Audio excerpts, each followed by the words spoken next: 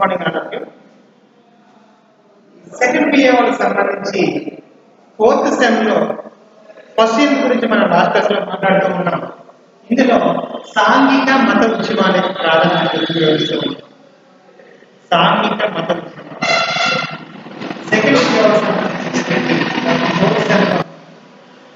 సాంఘిక మత ఉద్యమాలకు భాగంగా భారతదేశంలో అణగారిన వర్గ ఉద్యమాల యొక్క సబ్ టాపిక్ గురించి ఇందులో సాంఘిక మత ఉద్యమాల్లో బ్రహ్మ సమాజం, ఆర్య సమాజం, దివ్యజ్ఞాన సమాజం, ప్రార్థనా సమాజం, రామకృష్ణ మిషన్ లాంటి విషయాల గురించి మనం ఆల్రెడీ లాస్ట్ క్లాస్ లో మాట్లాడాం. వాటి గురించి వివరణిస్తూనే మనం భారతదేశంలో అనగారినటువంటి వర్గాల యొక్క ఉద్యమాల్లో ముఖ్యంగా కొంతమంది ప్రముఖులు కొన్ని ఉద్యమాలను స్టార్ట్ చేశారు. 19వ శతాబ్దం 20వ శతాబ్దంలో నాటి భారతదేశంలో కొనసాగుతున్నటువంటి తొలి భాగంలో సాంఘిక రుగ్మతలతో బాధపడుతున్నటువంటి అంటరానితనం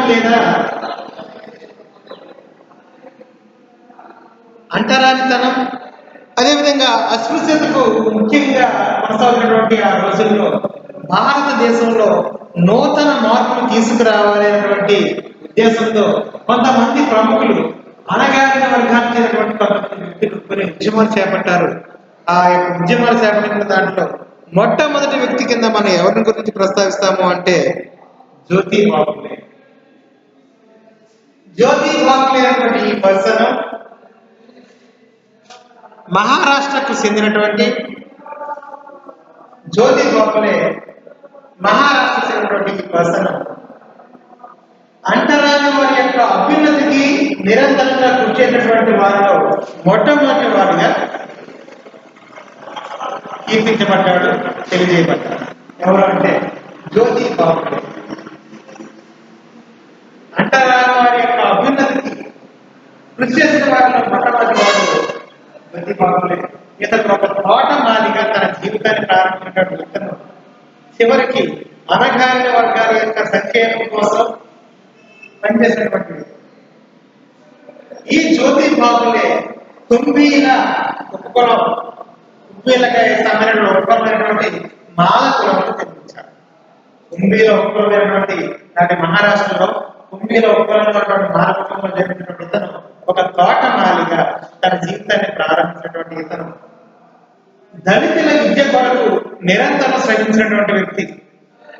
దళితులు విద్యావంతులు కావాలని, దళితులు తన యొక్క స్థాయిని పెంచుకోవాలంటే అనగారిన వర్గాలుగా, దళితులుగా, అంటరాని వారుగా, అస్పృశ్యతకు గురవుతున్నటువంటి వ్యక్తులు ఉన్నటువంటి ఈ దళితులు తమ యొక్క జీవన విధానాన్ని మార్చుకోవాలి అంటే ప్రతి దళితుడు కూడా విద్యావంతుడు కావాలి అని వారి యొక్క యువత కోసం, దళితుల యొక్క ఉన్నతి కోసం, విద్యావంతుల కోసం నిరంతరం శ్రమించినటువంటి వ్యక్తి జ్యోతి బాపులే. ముఖ్యంగా ఏం చెప్తున్నాడు అంటే స్వేచ్ఛ, సమానత్వం, సోదర భావానికి అత్యధిక ప్రాధాన్యత ఇచ్చినటువంటి వ్యక్తి.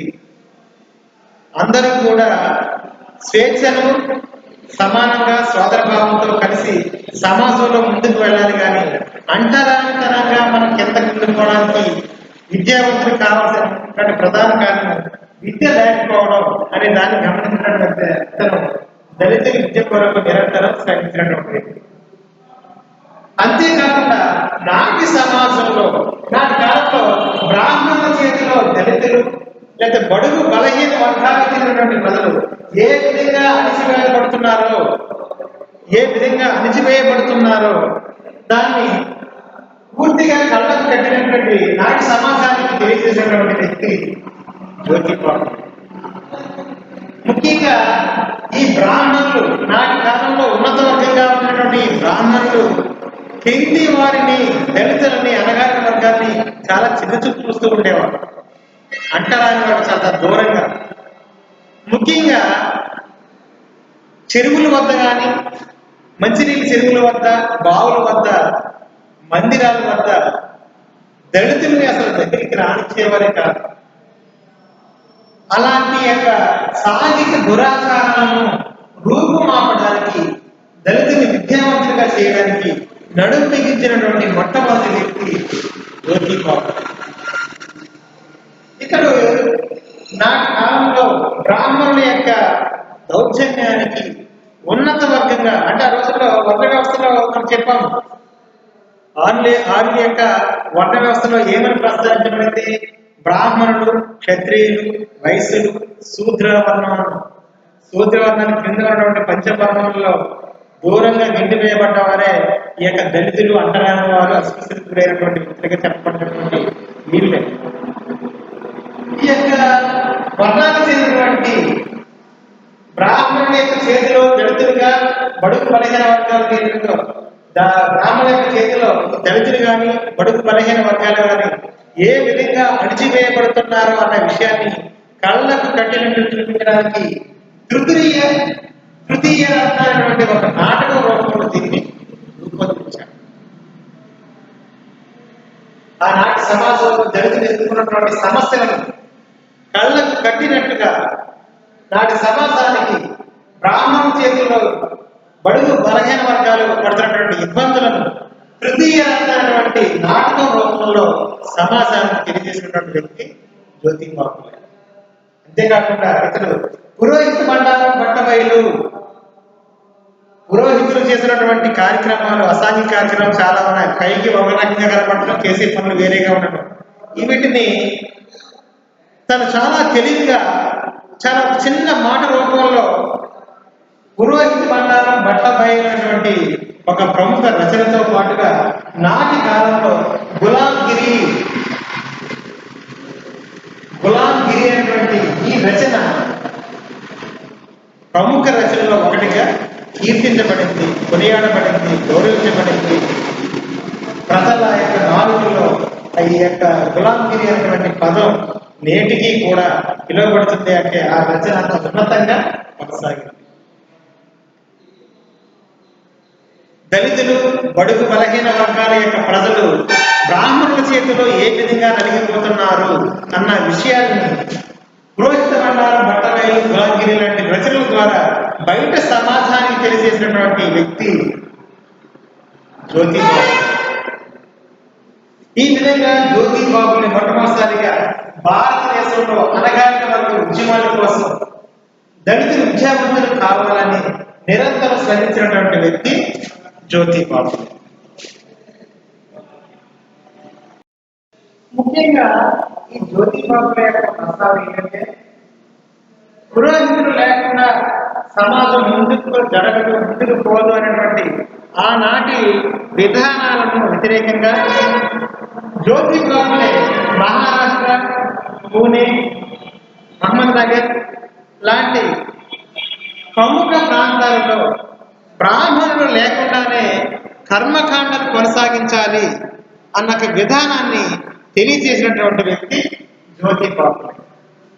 నాటి భారతదేశంలో ఉన్నటువంటి దళిత, బడుగు బలహీన వర్గాల యొక్క సంక్షేమం కోసం, వాళ్ళ యొక్క అభ్యున్నతి కోసం నిరంతరం పనిచేస్తూ బ్రాహ్మణ పురోహితులను బహిష్కరించి ఎవరి కర్మకాండలు వాళ్ళే కొనసాగించుకోవాలి అని సూచించినటువంటి వ్యక్తిగా మనకి జ్యోతిబాబు గురించి తెలుస్తూ ఉంది.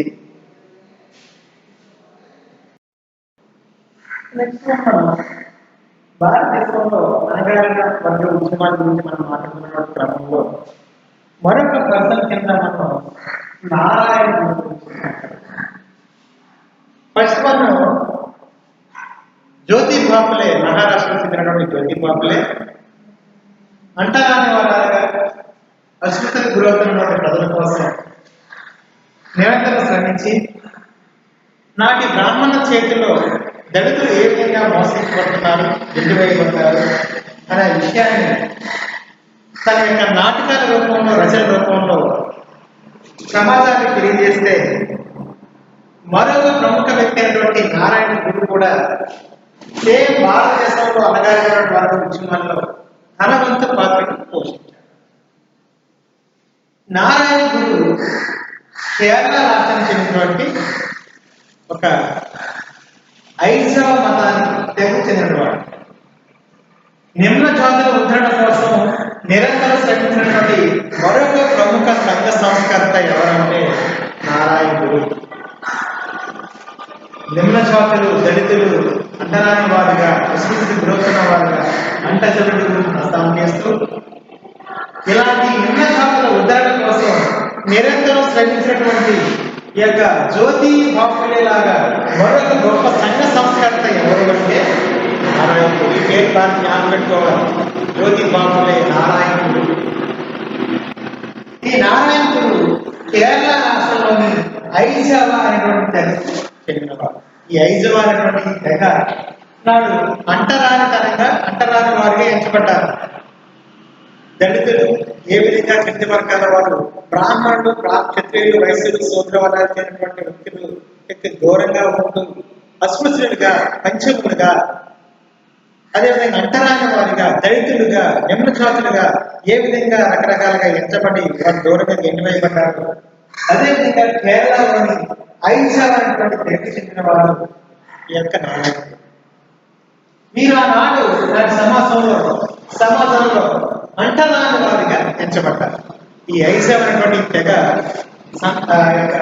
అంటరాని వారిగా ఎంచబడినటువంటి ఆ సమాజంలో ఇతడు ఒక సంస్థను స్థాపించి నాటి ఉన్నత వర్గాల యొక్క చేతుల్లో దళితులు ఏ విధంగా మోసపోతున్నారు, ఏ విధంగా నెట్టివేయబడుతున్నారు, ఏ విధంగా అంటరాని వారిగా ఎంచబడుతున్నారు అన్న విషయాలను గమనించినటువంటి ఇతను ఒక సంస్థను స్థాపించి ఒకే కులం, ఒకే మతం, ఒకే దేవుడు అనేటువంటి సిద్ధాంతాన్ని ప్రసారం చేసినటువంటి ప్రముఖ వ్యక్తి నారాయణుడు. ఇది చాలా ఇంపార్టెంట్ టాపిక్.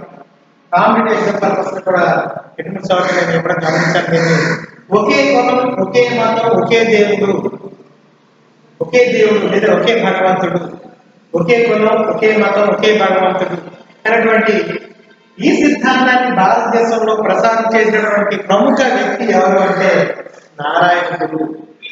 ఈ నారాయణుడు కేరళ రాష్ట్రానికి చెందినటువంటి నిమ్న జాతుల ఉద్యమం నిరంతరం శ్రమించినటువంటి ప్రముఖ వ్యక్తి నారాయణుడు.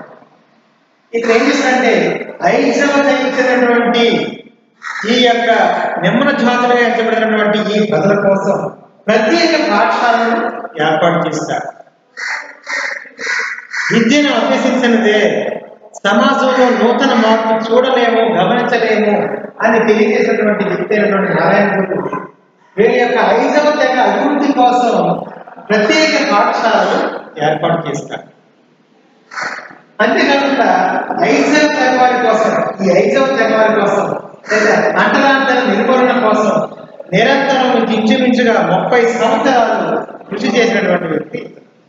అంటే ఆధునిక విద్య ద్వారా నాటి సమాజంలో ఐజావా తెగ వారి యొక్క అభివృద్ధి కోసం ఇతను అంటరానితనం నిర్మూలన కోసం, అంటే తన తెగ అయినటువంటి ఐజావా తెగ వారు అంటరాంతరంగా ఎంచబడ్డారు కాబట్టి వీళ్ళని విద్యావంతులను చేసి వీళ్ళ యొక్క అభివృద్ధి కోసం పాఠశాలను ఏర్పాటు చేసి వీళ్ళని సమాజంలో ఒక విలువలు కలిగినటువంటి వ్యక్తులుగా తీర్చిదిద్దడం కోసం ఈ ఐజావా తెగ వారి యొక్క అంటరానితనం నిర్మూలన కోసం ఇంచుమించు 30 సంవత్సరాలు నిరంతరంగా కృషి చేసినటువంటి వ్యక్తి, పోరాటం చేసినటువంటి వ్యక్తి నారాయణుడు.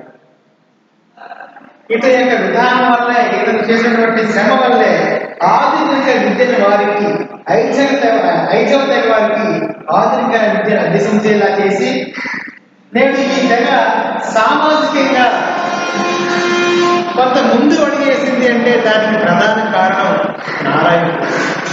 నాటి సమాజంలో నేడు చాలా సమాజానికి దూరంగా ఉన్నటువంటి ఈ వ్యక్తులు, విద్యకు దూరంగా ఉన్నటువంటి వీళ్ళు, ఐజావా తెగ చేరినటువంటి నిమ్న జాతులుగా ఉన్నటువంటి వీరు ఒకప్పుడు సమాజానికి దూరంగా అంటరాని వారిగా గెంటివేయబడినటువంటి సందర్భంలో ఇంచుమించు 30 సంవత్సరాలు తమ జాతి కోసం, తమ తెగ యొక్క అభివృద్ధి కోసం, వాళ్ళని విద్యావంతులు చేయడం కోసం శ్రమించి నేటి సమాజంలో వాళ్ళని ముందడుగు వేయడానికి ఆనాటి యొక్క నారాయణుడు చేసినటువంటి త్యాగం విషయాన్ని మనకి తెలుస్తుంది.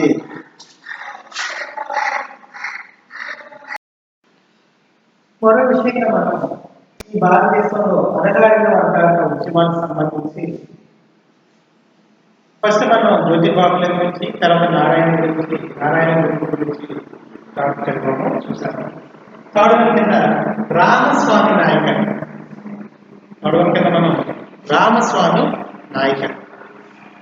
ఏంటి ఇక్కడ ప్రాధాన్యత ఏంటి? ఇతను భారతదేశంలో ఉన్నటువంటి అనగారిన వర్గ ఉద్యమాలకి, అనగారిన వర్గం కోసం చేసినటువంటి నాయకత్వం ఏంటి, చేసినటువంటి పని ఏంటి అని మనం చూస్తే, ఇతను నాటి సమాజంలో ఉన్నటువంటి బ్రాహ్మణ ఆధిక్యాన్ని తీవ్రంగా వ్యతిరేకించి బ్రాహ్మణేతరులు అంటే బ్రాహ్మణులు తప్ప బ్రాహ్మణులకి కానివారు, బ్రాహ్మణ మతానికి సంబంధించి కానివారు తమ ఆత్మగౌరవాన్ని కాపాడుకునే ఉద్యమానికి నాయకత్వం వహించినటువంటి వ్యక్తి రామస్వామి నాయకర్. అంటే బ్రాహ్మణుల ఆధిక్యాన్ని, అంటే బ్రాహ్మణుల చేతిలో బ్రాహ్మణులు కాని వారు బ్రాహ్మణుల యొక్క ఆధిక్యాన్ని తీవ్రంగా వ్యతిరేకించి, నాటి సమాజంలో బ్రాహ్మణుల యొక్క ఆధిపత్యం ఎక్కువ ఉంది కాబట్టి నాటి సమాజంలో బ్రాహ్మణుల యొక్క ఆధిపత్యాన్ని తీవ్రంగా వ్యతిరేకించి బ్రాహ్మణేతరులు తమ ఆత్మగౌరవాన్ని, అంటే బ్రాహ్మణుల కార్యక్రమాన్ని కింది వర్గాలకు ఎత్తపడ్డవారు, ఇతర కులాల వారు, వర్గాల వారు తమ ఆత్మగౌరవాన్ని కాపాడుకునే దానికి ఒక ఉద్యమం తీసుకురావాలని ఒక ఉద్యమాన్ని తీసుకొచ్చి దానికి నాయకత్వం వహించిన వాడే రామస్వామి నాయకర్. అందుకని భారతదేశంలో ఆత్మగౌరవ ఉద్యమాన్ని తీసుకొచ్చినటువంటి వ్యక్తి రామస్వామి నాయకర్. ఏంటి ఆత్మగౌరవం? ఎవరి నుంచి ఎవరికి గౌరవం కావాలి, ఏంటి దీనికి సంబంధించింది అంటే బ్రాహ్మణ ఆధిక్యాన్ని తీవ్రంగా వ్యతిరేకించి బ్రాహ్మణేతరులు తమ ఆత్మగౌరవాన్ని కాపాడుకునే ఉద్దేశంతో మొట్టమొదటిసారిగా ఆత్మగౌరవ ఉద్యమానికి నాయకత్వం వహించిన వాడే రామస్వామి నాయకర్. ఇతను ఏం చేశారంటే బ్రాహ్మణేతరుల పట్ల మొట్టమొదటిసారిగా నాటి కాంగ్రెస్ పార్టీ, భారతదేశంలో మొట్టమొదటి జాతీయ పార్టీ ఏంటంటే కాంగ్రెస్ పార్టీ. ఈ పార్టీ యొక్క ఆధ్వర్యంలో కొన్ని ఉద్యమాలు జరిగినాయి. చివరిసారిగా 1947లో మనం ఇండిపెండెన్స్ సంపాదించుకోగలిగాం. అసలు భారత జాతీయ కాంగ్రెస్ పార్టీ ఇప్పుడు ఏర్పడింది, అసలు దానికి యొక్క ప్రాధాన్యత ఏంటంటే లాస్ట్ అసలు చెప్పాము. 1885 డిసెంబర్ 21వ తారీఖున ముంబైలో గోకుల్దాస్ తీసుకుంటామనే సంస్కృత కళాశాలలో మొట్టమొదటిసారిగా భారత జాతీయ కాంగ్రెస్ ఐఎన్సీ ఏర్పడిందని చెప్పాం. 1885 డిసెంబర్ 28న 3 రోజుల సమావేశ కార్యక్రమంలో ముంబైలోని గోకుల్దాస్ తీసుకోవాలనే సంస్కృత కళాశాలలో 72 మంది రాజప్రతినిధులు హాజరైనటువంటి ఈ సమావేశంలో అనేటువంటి వ్యక్తి, ఒక ఆంగ్లేయ ఇండియన్ అధికారి యొక్క నాయకత్వంలో డబ్ల్యూసీ బెనర్జీ యొక్క నాయకత్వాన్ని అధ్యక్షతను మొట్టమొదటిసారిగా ఐఎన్సీ ఏర్పడింది, ఇండియన్ నేషనల్ కాంగ్రెస్ అని చెప్పాం. భారత స్వాతంత్ర ఉద్యమానికి ప్రముఖ పాత్ర పోసినటువంటి ఈ జాతీయ రాజకీయ పార్టీ బ్రాహ్మణేతరుల పట్ల కాంగ్రెస్ అవలంబిస్తున్నటువంటి దృక్పథం విషయంలో తీవ్రంగా అసంతృప్తి చెందినటువంటి చాలా మంది వ్యక్తులు. అంటే ఈ భారత జాతీయ కాంగ్రెస్ పార్టీ ఏం చేస్తుందంటే బ్రాహ్మణేతరుల పట్ల ఈ కాంగ్రెస్ పార్టీ అవలంబిస్తున్నటువంటి దృక్పథం, దీని యొక్క విధానం బ్రాహ్మణేతరులను తగ్గింపు స్వభావం కలిగించుకొస్తుంది, ప్రాధాన్యత కోల్పోయేలా చేస్తుంది, నాటి సమాజంలో బ్రాహ్మణేతరులను తక్కువ చూపు చూస్తుంది, అనగారిన వర్గాల వారిగా చూస్తుంది అన్న విషయాన్ని గమనించినటువంటి వీళ్ళు 1925 సంవత్సరంలో బ్రాహ్మణేతరుల పట్ల కాంగ్రెస్ చూస్తున్నటువంటి విధానాన్ని పూర్తిగా గమనించినటువంటి రామస్వామి నాయకర్ అప్పటి వరకు కాంగ్రెస్ పార్టీలో ఉన్నటువంటి ఇతను 1925లో కాంగ్రెస్ పార్టీ నుండి నిష్క్రమించారు. నాటి సమాజంలో దూరంగా ఎంచబడినటువంటి ఈ అనగారిన ప్రజల యొక్క జీవన విధానాన్ని మెరుగుపరచడం కోసం ఆత్మగౌరవ సమాజం అనేటువంటి సభను, లేదా ఆత్మగౌరవ యొక్క విధానాన్ని, ఆత్మగౌరవ ఉద్యమాన్ని ప్రారంభించినటువంటి ఇతను చివరికి భారత జాతీయ కాంగ్రెస్ పార్టీ బ్రాహ్మణేతరుల పట్ల, ఈ యొక్క నిమ్న జాతుల పట్ల చిన్న చూపు చూస్తారనే ఉద్దేశంతో ఆ యొక్క పార్టీని పూర్తిగా, ఆ యొక్క కాంగ్రెస్ పార్టీ అవలంబిస్తున్నటువంటి దృక్పథాన్ని పూర్తిగా అసంతృప్తి చెంది వ్యతిరేకించినటువంటి ఇతను 1925 సంవత్సరంలో కాంగ్రెస్ పార్టీని నిష్క్రమించాడు. అంతేకాకుండా ఈ నాయకులైనటువంటి ఈ యొక్క రామస్వామి నాయకులైనటువంటి పర్సన్ ఆత్మగౌరవ ఉద్యమం వల్ల 1936 సంవత్సరంలో పతనాశించినటువంటి జస్టిస్ పార్టీ తిరిగి తన పూర్వవైభవాన్ని సంతరించుకుంది. కాంగ్రెస్ పార్టీని విడిపడిపోయి బయటకు వచ్చినటువంటి ఇతను ఆత్మగౌరవ ఉద్యమైనటువంటి దళితులు కానీ, నిమ్న వర్గాలు కానీ, అణగారిన వర్గాలు తమ ఆత్మ గౌరవాన్ని కాపాడుకోవాలన్నటువంటి ఉద్దేశంతో ఒక ఉద్యమ రూపంలో సాగినటువంటి ఈ ఆత్మ గౌరవ ఉద్యమం వల్ల కాంగ్రెస్ పార్టీ బయటకు వచ్చి సాగినటువంటి ఉద్యమం వల్ల 1936 వరకు పతనాశంలో ఉన్నటువంటి ఈ జస్టిస్ పార్టీ తిరిగి తన పూర్వ వైభవాన్ని సంతరించుకుంది. అంటే ఈ జస్టిస్ పార్టీకి తన యొక్క మద్దతును తెలియజేశాడు. రామస్వామి నాయకులు ఏం చేశారంటే జస్టిస్ పార్టీకి తన యొక్క మద్దతును తెలియజేసి ఆత్మ గౌరవ ఉద్యమానికి ఈ యొక్క ప్రాధాన్యత కల్పిస్తూ కాంగ్రెస్ పార్టీ నుండి విడిపడిపోయాడు. ఎప్పుడైతే ఈ యొక్క జస్టిస్ పార్టీ ఇవన్నీ ఈ యొక్క రామస్వామి నాయకుల యొక్క రాకతోటి తన యొక్క పూర్వ వైభవాన్ని తిరిగి సంతరించుకుందో, రామస్వామి నాయక జస్టిస్ పార్టీ యొక్క కలయిక ద్వారా, వారి యొక్క సంభాషణ ద్వారా, చర్చల ద్వారా తిరిగి అతి తక్కువ కాలంలోనే జస్టిస్ పార్టీకి తర్వాత కాలంలో గొప్ప నాయకుడిగా రామస్వామి నాయక కీర్తించబడ్డాడు. గొప్ప నాయకుడిగా ఎదిగాడు. గొప్ప నాయకుడిగా ఇతడు అభివృద్ధి చెందాడు. నిమ్న జాతుల అభివృద్ధి కోసం పాటుపడినటువంటి ప్రముఖ వ్యక్తిగా బ్రాహ్మణుల చేతిలో నుండి బ్రాహ్మణేతరులు గిట్టవేయబడుతున్నారు. నాటి కాంగ్రెస్ పార్టీ కూడా, జాతీయ పార్టీ ఉన్నటువంటి కాంగ్రెస్ పార్టీ కూడా బ్రాహ్మణులేతరులకే చిన్న చూపు చూడడం వల్ల బ్రాహ్మణేతరుల పట్ల కాంగ్రెస్ అవసరమైన దృక్పథం నచ్చినటువంటి రామస్వామి నాయకుల నుండి ప్రసన్న 1925లో నాటి కాంగ్రెస్ పార్టీని నిష్క్రమించి 1936లో పతరాష్ట్రంలో ఉన్నటువంటి జస్టిస్ పార్టీకి తన మద్దతు తెలియజేసి తర్వాత కాలంలో నాయక జస్టిస్ పార్టీ యొక్క సంయుక్త సమావేశాలు యొక్క ఫలితంగా మద్దతు ఫలితంగా తర్వాత కాలంలో అతి తక్కువ కాలంలోనే జస్టిస్ పార్టీకి గొప్ప నాయకుడిగా ఎదిగినటువంటి సందర్భం రామకృష్ణ నాయకుడికి సంబంధించినటువంటి విధానం.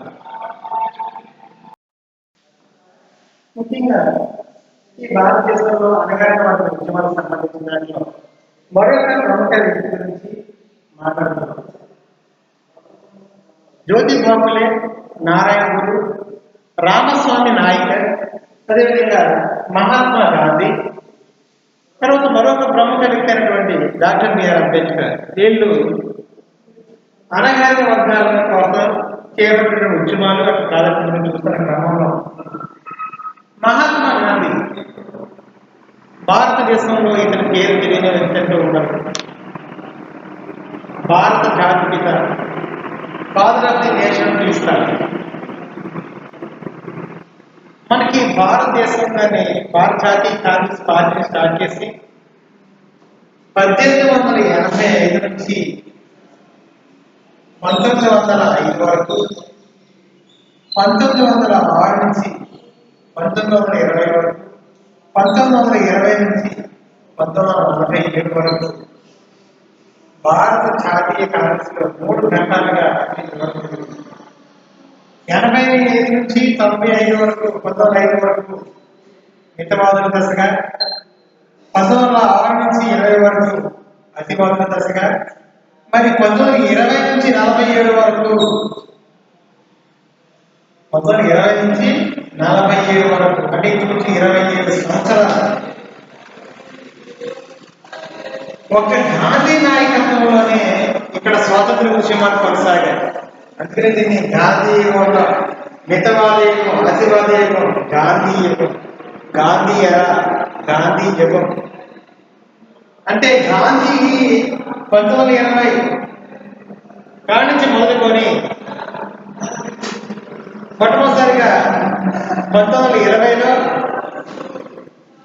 సహాయ నిరాకరణ ఉద్యమం మొదలుకొని 1947లో స్వాతంత్ర ఉద్యమం వరకు గాంధీజీ ప్రముఖ పాత్ర పోషించాడు. గాంధీజీ ఉద్యమాన్ని ముందుకు నడిపించాడు నాయకుడు. తిలక్ లేని భారత జాతీయ కాంగ్రెస్ పార్టీకి అన్ని తానే కాంగ్రెస్ పార్టీని ముందుకు నడిపించి స్వతంత్ర ఉద్యమంలో తన వంతు పాత్రను పోషించినటువంటి వ్యక్తి మహాత్మా గాంధీ. ఈ మహాత్మా గాంధీ నిర్మాణాత్మక కార్యక్రమాల్లో హరిజనుల అభివృద్ధికి అత్యంత ప్రాముఖ్యత ఇచ్చాడు. ఒకవైపు స్వాతంత్ర ఉద్యమాలు కొనసాగుతూ ఉండగానే స్వాతంత్ర ఉద్యమంతో పాటుగా నాటి భారతీయ సమాజంలో హరిజనులుగా ఎన్నుకున్నటువంటి వీళ్ళు సమాజానికి దూరంగా ఉంటున్నారు కాబట్టి వీరి అభివృద్ధికి అత్యధిక ప్రాధాన్యత ఇచ్చినటువంటి వ్యక్తి గాంధీజీ. ఈ గాంధీజీ గుజరాత్ రాష్ట్రంలోని పోర్బందర్ అనేటువంటి ప్రదేశంలో 1869 అక్టోబర్ 2న జన్మించారు. ఇతడు బ్రాహ్మణ వర్గానికి చెందినవాడు అయినప్పటికీ నాటి సమాజంలో ఉన్నత వర్గాల చేతుల్లో దళితులు ఏ విధంగా ఇంటి వేయబడుతున్నారు, అంటరాని వారికి ఎంచబడుతున్నారు. కాబట్టి వాళ్ళని సమానంగా చూడవలసినటువంటి బాధ్యత అందరిపై ఉన్నదనే ఉద్దేశంతో గాంధీజీ ఒక నిర్మాణాత్మకమైనటువంటి పాత్ర పోషించి తన యొక్క కార్యక్రమాల్లో హరిజనుల అభివృద్ధికి అత్యధికంగా ప్రాముఖ్యత ఇచ్చినటువంటి వ్యక్తి. ముఖ్యంగా హరిజనులు అంటే దేవుని బిడ్డలు, భగవంతుని బిడ్డలుగా తెలియజేస్తారు. నాటి సమాజానికి దూరంగా ఉన్నటువంటి వారిని దేవుని బిడ్డలుగా పరిచయం చేస్తూ పత్రికల్లో అనేక రచనలు చేసినటువంటి సందర్భం మనకు తెలుస్తుంది. ముఖ్యంగా అంటరానితనం ఒక మహాపాపం, అంటరానితనం ఒక పాపంగా ఉంచి దాన్ని నిర్మూలించకపోతే స్వరాజ్యం మనం సాధించినటువంటి స్వాతంత్ర ఉద్యమానికి, మన స్వరాజ్యానికి అర్థమే లేదని వివరించినటువంటి వ్యక్తి గాంధీజీ. అంటరానితనం అంటే చూడండి, ప్రస్తావిస్తే భారతీయత ఒకే జాతి కలిగినటువంటి మనం మరో వ్యక్తి ఎడల అంటరాని వారిగా మనం చూస్తే బ్రిటిష్ వారిని మనం ఏ విధంగా వేరొక జాతీయుడిగా మనం ఇచ్చామో మన జాతిలోనే, మన దేశంలోనే, మన రాజ్యానికి చెందినటువంటి వ్యక్తుల్ని మనం అంటరాని వారిగా చూస్తే మనం సాధించింది ఏమిటి? అంటరానితనం ఒక మహా పాపంగా ఎంచబడింది. కాబట్టి మనం ఈ అంటరానితనం అనే దాన్ని మనం నిర్మూలించకపోతే మనం సాధించినటువంటి స్వరాజ్యానికి అర్థమే లేదని తెలియజేసినటువంటి.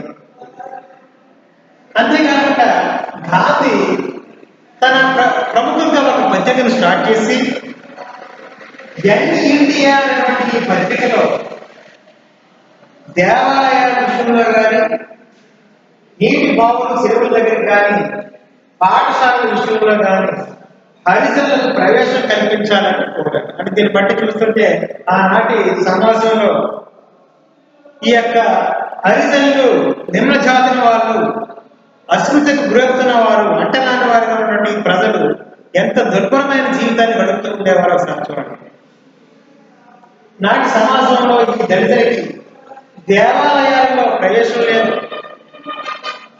అదేవిధంగా బావుల చెరువు, మంచి చెరువులో ఇల్లు పట్టుకోవడానికి లేదు, బావుల వద్ద వెళ్ళడానికి లేదు, పాఠశాలలో విద్యను అభ్యసించే అవకాశం లేదు. ఉన్నత వర్గాలు చెందిన పాఠశాలలో చదువుకుంటే ఇక దళితులు యొక్క పాఠశాల దూరంగా ఉండాలి, తరగతులు బయట మాత్రమే.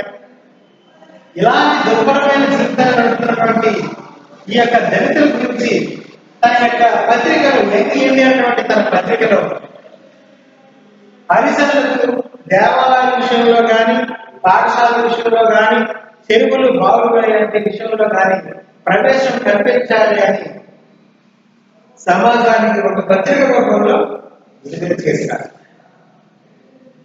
అంతేకాకుండా తను సాగిస్తున్నటువంటి కొన్ని ఉద్యమాలలో, అంటే అతను 20 నుంచి 47 వరకు స్వతంత్ర వరకు గాంధీ నాయకత్వం ఉద్యమాలు జరిగింది కాబట్టి నాటి చరిత్రకారులు దీన్ని గాంధీ యుగం అని అన్నాం.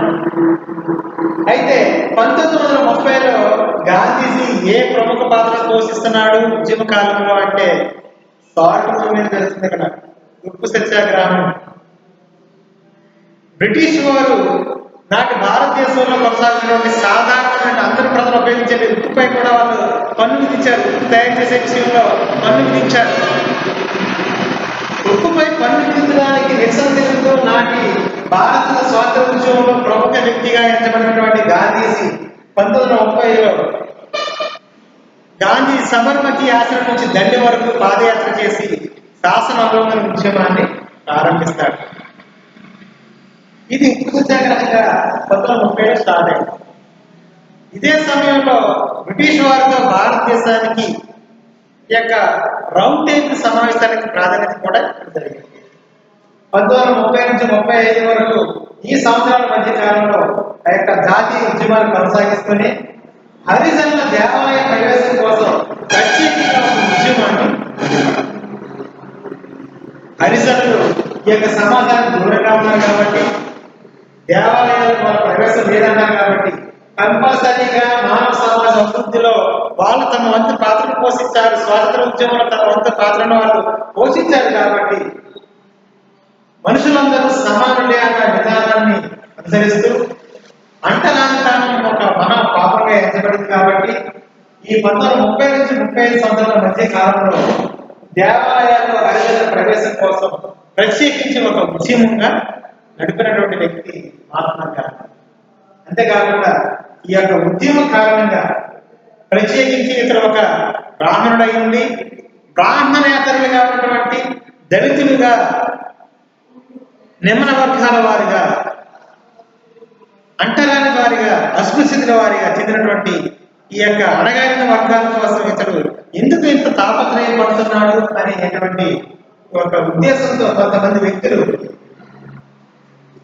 దళితులు దేవాలయ ప్రవేశం కోసం కంపల్సరీగా ఉద్యమం నడుపుతారు కాబట్టి ఈ ఉద్యమం కారణంగా కొంతమంది అగ్రవర్ణాలకు చెందినటువంటి వారు దూరమైనప్పటికీ కూడా అంటే దళితుల కోసం ఇతను ఉద్యమం నడుపుతున్నాడని అగ్రవర్ణాల వారు అతన్ని వ్యతిరేకించి చాలా మంది అతను దూరమైనప్పటికీ కూడా అతను ఏ విధంగా వారి గురించి లెక్క చేయకుండా ఈ ఉద్యమాన్ని ముందుకు తీసుకెళ్ళినటువంటి ఒక ప్రముఖ వ్యక్తి ఎవరంటే మహాత్మా గాంధీ. ఈ అందువల్ల మహాత్మా గాంధీ స్వాతంత్ర ఉద్యమ కాలంలో భారత జాతీయ కాంగ్రెస్ పార్టీకి నాయకత్వం వహించలేదు కానీ స్వాతంత్ర ఉద్యమంలో కాంగ్రెస్ పార్టీని లో ఉన్నటువంటి ప్రముఖ వ్యక్తులను ముందుకు నడిపించి స్వాతంత్ర ఉద్యమాన్ని సాధించినటువంటి ప్రముఖ వ్యక్తిగా గాంధీజీ ఎంచబడ్డాడు. స్వాతంత్ర ఉద్యమ కాలంలో ప్రముఖ నాయకుడిగా ఎన్నుకున్నటువంటి గాంధీజీ యొక్క పాత్ర అనగారిన వర్గ యొక్క ఉద్యమాలలో ఒక ప్రముఖంగా మనకి వినబడుతూ ఉంటుంది.